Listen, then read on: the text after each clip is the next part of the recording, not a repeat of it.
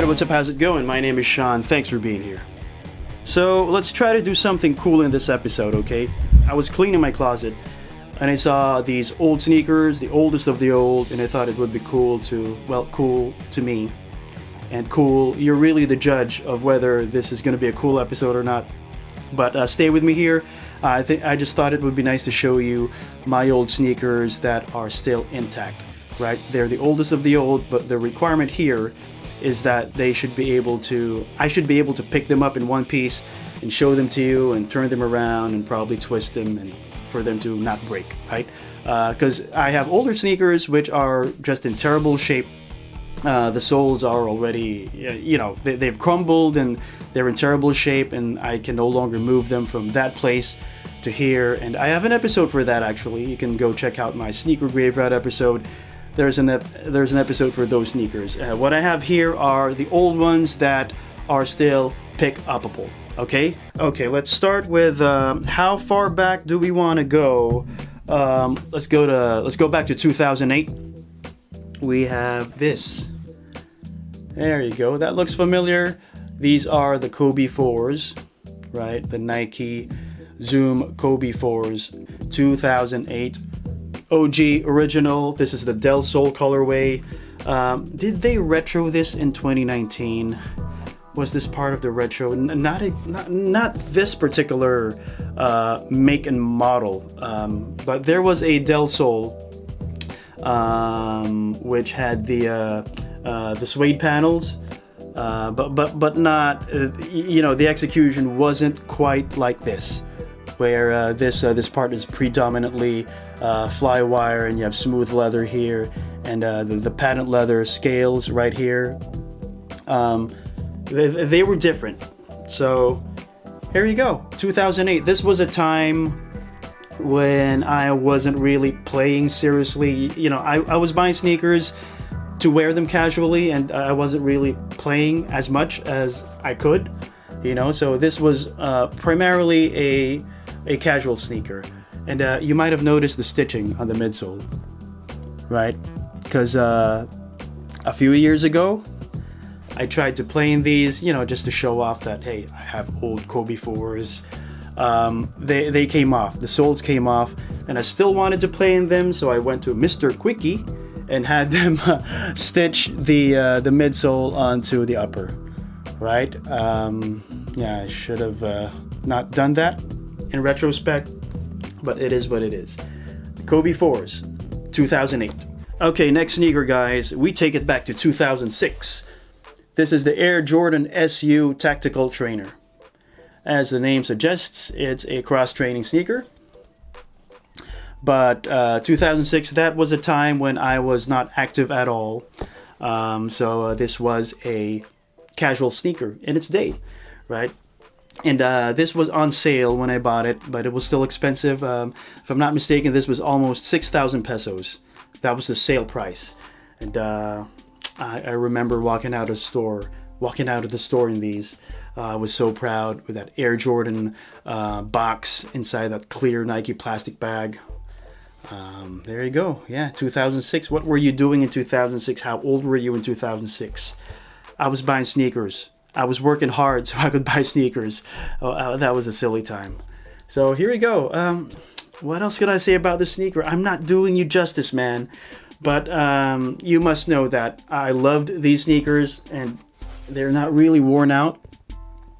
And that's the case with almost all my sneakers. You'd hardly see any scuffs or drag on the outsoles, because I just have so many sneakers that I don't get to use one pair as often as I should, and it's one of those sneakers that I really should have worn more. So yeah, there you go, 2006. And still from 2006, we have this baby over here, this bad boy over here. You might know what this is. Yep, it's an Air Jordan 1 Mid. This is the New Love sneaker, and you might know that this came in a pack, the Old Love, New Love pack. So this New Love sneaker, black and yellow, is it honors Michael Jordan's love for motorcycle racing. At the time, it was his new love in 2006. All right, so there you go. They're still in great condition for an '06 sneaker. Right, you have this yellowing outsole here. Used to be clear. Wait till you see the old love sneaker. It looks new, guys. Just take a look at that. The leather is still pristine. There you go. So this is a black toe, also a mid top, of course. Just take a look at some yellowing over here. But it's in great condition for a sneaker that's 14 years old. This sneaker might be older than some of you watching right now. I love this. You know what? I'm thinking of restoring this pair. I'm gonna buy an old Air Jordan, a newer Air Jordan, definitely an Air Jordan that didn't come out in 2006, and have the soles replaced just so I could wear these again. Love it. One of the best things about this old love, new love pack is the box that it came in. It had the 2-tier box that looked like drawers, and man, we have another oldie over here from 2005, ladies and gentlemen. The Air Jordan 13 Low. It's black, white, and yellow. Right, this released in 2005, but I bought this in much later, 2008, 2009. If you're an old head like me, you might remember the place in Makati. If I'm not mistaken, this was in Pereya Street. There's this small sneaker streetwear store called Commune, and this is where I got them at. 8,500 pesos. I may be wrong, but these weren't cheap, and 8,500 at the time was not cheap, right? So I got this at the reseller's price, but no regrets, because it's one of those sneakers that I wore, never played in them, but I wore these every chance I could get, you know. Just like my other sneakers, no heel drag, no scuffs, but I did wear these a lot.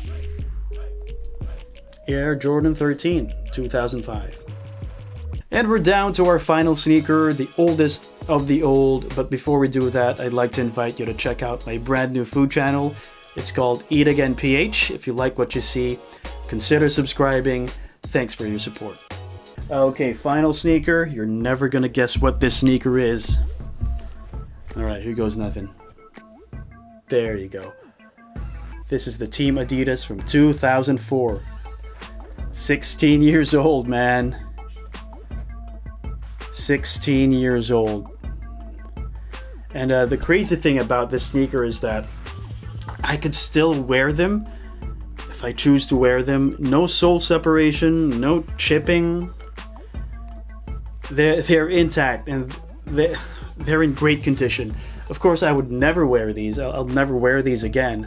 But they're just a great conversation piece. You know, it's an old sneaker. They're intact. I can go on and on about how almost immaculate they are. They're just beautiful. And these are the Goodyear ones. You remember those Goodyear racing sneakers from Adidas with a Goodyear insignia right there. And but it does look like a Goodyear if you check out the outsole traction pattern. It does look like a tire. Yeah, 2004. Again, casual sneaker, and I love these. I wore these everywhere. They're so versatile. They're sleek, and the design is they're just nice. It just, you know, looks like a fast sneaker, doesn't it? It's a racing sneaker. Yeah, 2004. And there you have it, guys. The oldest of the old. They have to be intact. These are my old sneakers. Hope you had fun with them. But let me ask you a question, guys. What do you know about mold inhalation? I don't know much at this moment, and I know I can do my research after, and I definitely will. But mold is not good, and mold is present in old sneakers, and I just don't know how bad it is, but I know it's bad because I saw it on an episode of House MD a few years back. And, I'm trying to make light of the situation, but, on a more serious note, mold is not good, right? So don't be like me and store old stuff, especially if they're old sneakers. There must be a way to preserve these sneakers, and there must be a way to store them properly so that whatever mold they have doesn't go around in the air, right? Let me know if you're a doctor or something. Let me know about mold inhalation. One more thing, let me issue a challenge, right? What's your oldest sneaker? The condition is that they have to be intact, they have to be pick-upable, right? Let us know in the comments, and let's have a conversation in there, and other viewers can chime in, right? What's your oldest sneaker? Put it down in the comments. That's it. Your value as a person is not measured by what's on your feet. Be kind. That's more important than sneakers. I'll see you next time.